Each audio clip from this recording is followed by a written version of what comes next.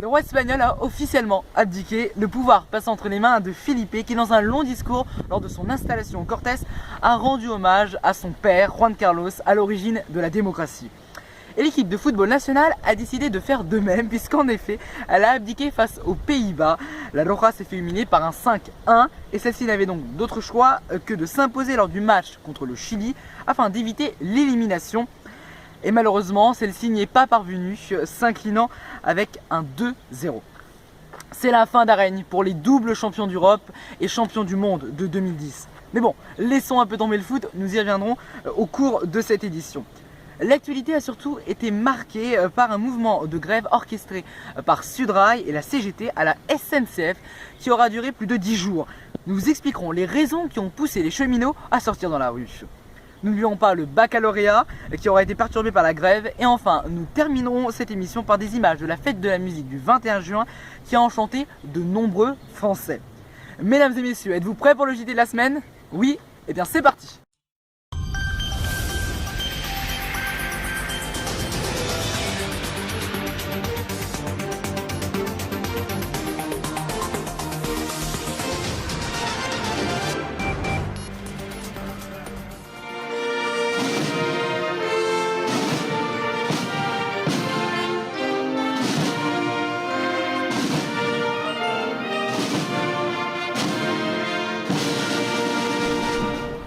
Avant de développer ces titres, nous ne pouvions omettre d'évoquer cette nouvelle guerre qui était à deux doigts d'éclater en Irak. L'État islamique en Irak et au Levant, alors pour information le Levant ce sont les pays du Proche-Orient, donc ceux bordant la côte orientale de la mer Méditerranée, marche vers Bagdad. Après s'être emparé de nombreuses villes du nord-ouest du pays. Mais qui se cache derrière ce nom compliqué? Né en 2006, l'État islamique d'Irak devient l'Ayl en 2013. Ce groupe djihadiste sunnite d'une rare violence opère conjointement en Irak et en Syrie où se situe sa base, la ville de Raqqa. Il est dirigé par Abdou Bark al-Baghdadi qui entretient des relations compliquées avec Ayman al-Zawahiri, le chef d'Al-Qaïda, et dont le but est l'instauration d'un califat islamique avec Bagdad pour capitale et de la charia. À l'origine de nombreux attentats, cette organisation terroriste millionnaire est financée grâce à de nombreux pillages, notamment dans les banques de la ville de Mossoul ou encore par des kidnappings. Le gouvernement irakien dirigé par le chiite Nouri al-Maliki peine à endiguer l'avancée des rebelles. En effet, l'armée est en déroute car mal formée au maniement des armes.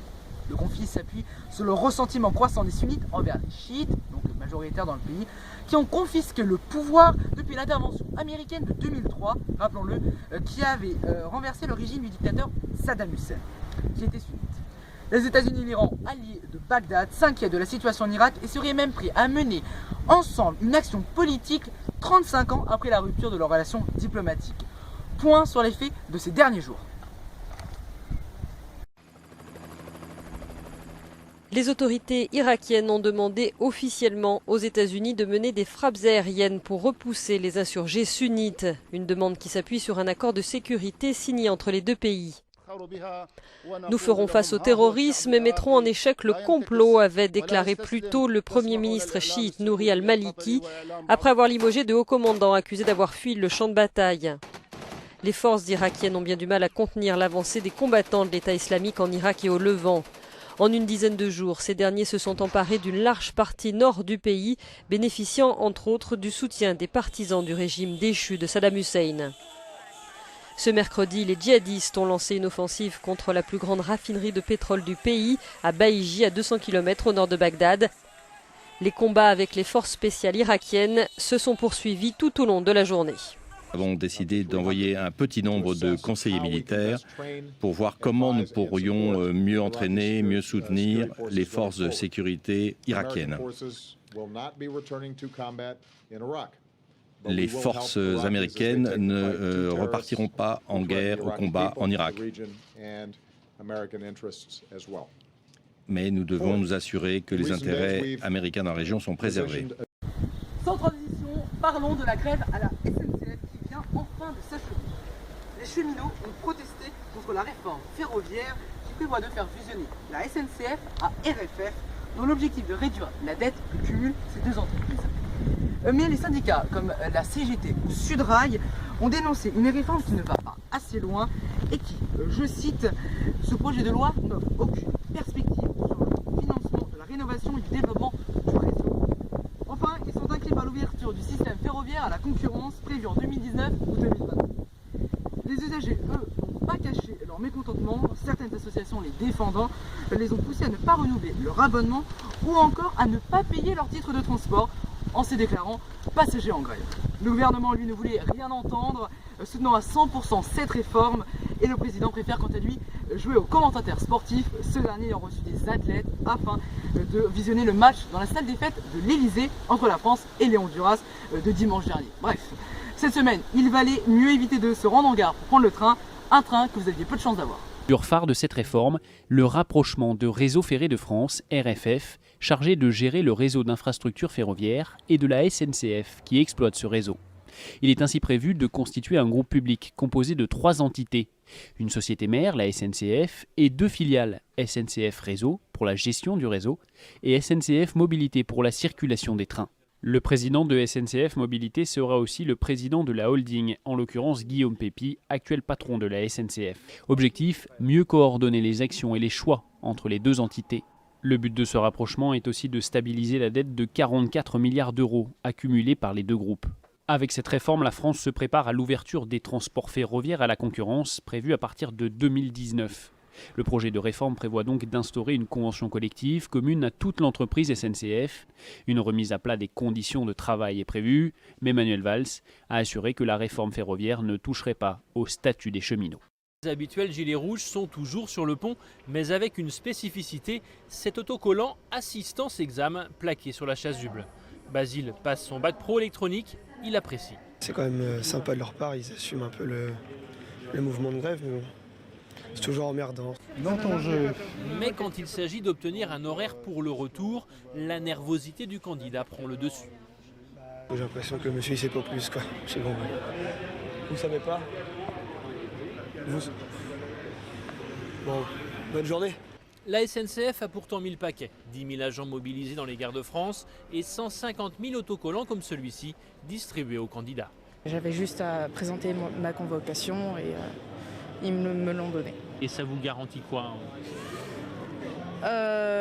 D'être prioritaire sur d'autres passagers, je pense. On peut mobiliser tous les moyens qu'on a à notre disposition, ça veut dire des taxis, ça veut dire éventuellement en effet des agents SNCF qui pourraient emmener, pourquoi pas, on peut l'imaginer, des candidats jusqu'à la porte de leur établissement, jusqu'à la porte des centres d'examen. Ce train, mieux vaut ne pas le rater. En temps normal, un TER toutes les 15 minutes relie Lyon à Saint-Étienne-Mézières, seulement un par heure.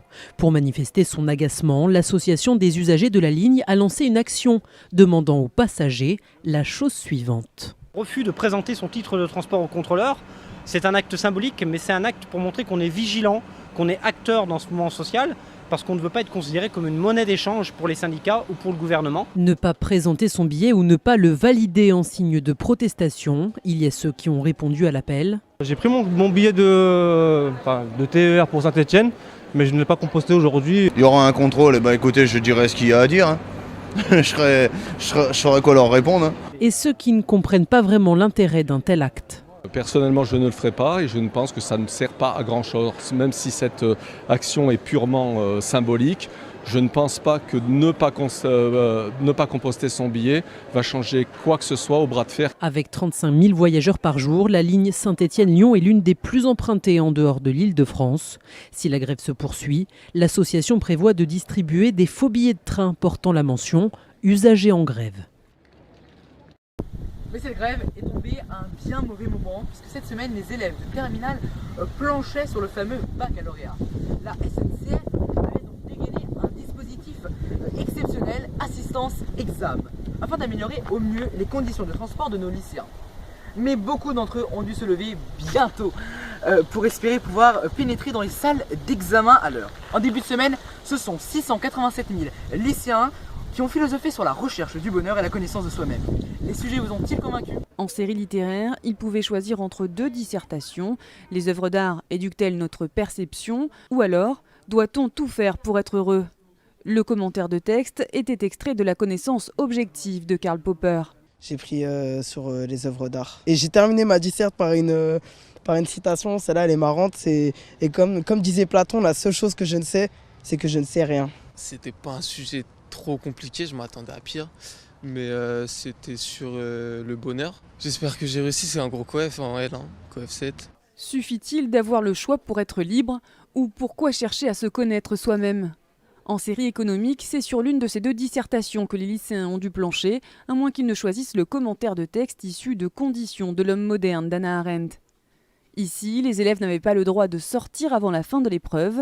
À midi, la plupart d'entre eux avaient le sentiment du devoir accompli. J'ai pris pourquoi chercher à se connaître soi-même. J'espère avoir au moins la moyenne et avoir plus peut-être.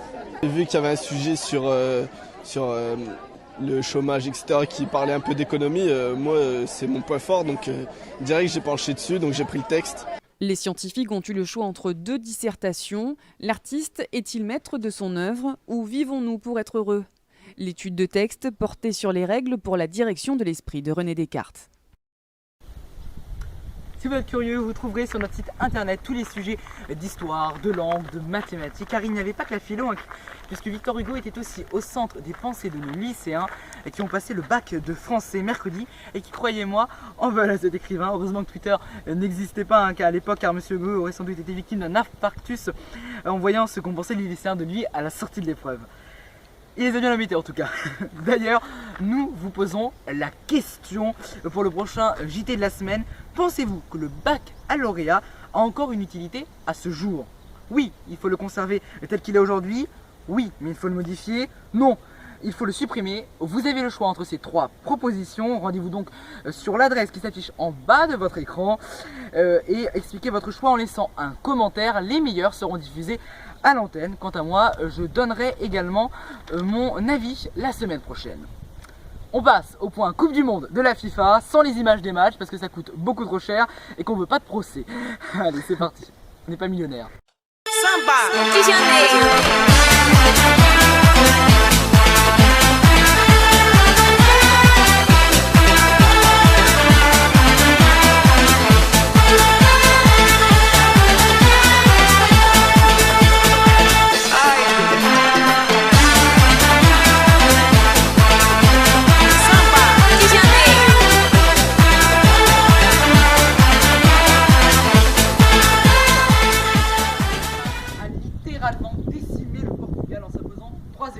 Le Chili a impressionné par sa défense, une équipe ultra physique face à l'Espagne, tenant en titre éliminé au 2e match de poule. Le Brésil lui peine à convaincre après son 2e match nul, cette fois face au Mexique. Neymar n'a pas réussi à emmener son équipe vers la victoire.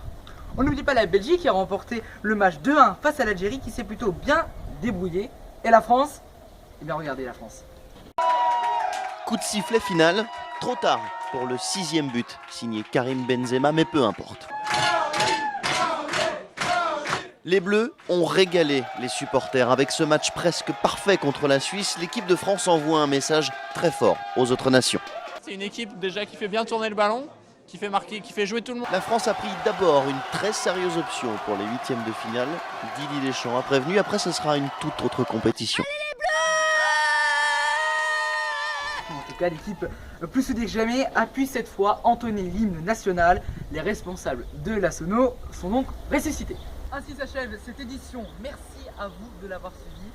On se quitte avec des images de la fête de la musique qui a été samedi dernier célébrée un peu partout dans l'Hexagone, dont à Montpellier, qui accueillait Patrick Sabatier et Aïda Toury pour une émission spéciale sur France 2 qui a été suivie par plus de 4 millions de téléspectateurs qui ont préféré rester bien au chaud dans leur canapé. Bon, à noter tout de même que la fête de la musique n'a pas lieu dans toutes les villes le 21 juin, donc on leur en veut pas. Et puis c'était quand même un bon spectacle avec Tal, Magic System, Conchita Wurst, le travesti autrichien gagnant de l'Eurovision et bien d'autres.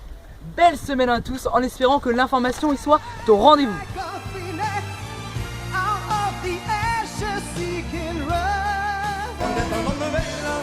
Des gens que ne voulaient pas lâcher là, elle faisait trembler tous les villes.